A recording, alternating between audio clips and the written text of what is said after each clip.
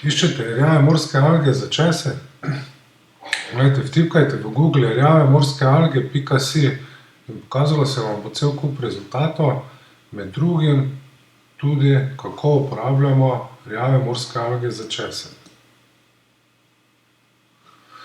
Tukaj boste izvedeli, ali so rjave morske alge dobre za česen, kdaj jih prvič uporabljamo, kako preprečijo bolezni, kako delujejo na rastlino in na zemljo. Ne vem, če ste vedeli, da uporaba morskih alg na vrtu izboljša mikrobiološko aktivnost v zemlji tudi do 20-krat pri vsaki uporabi.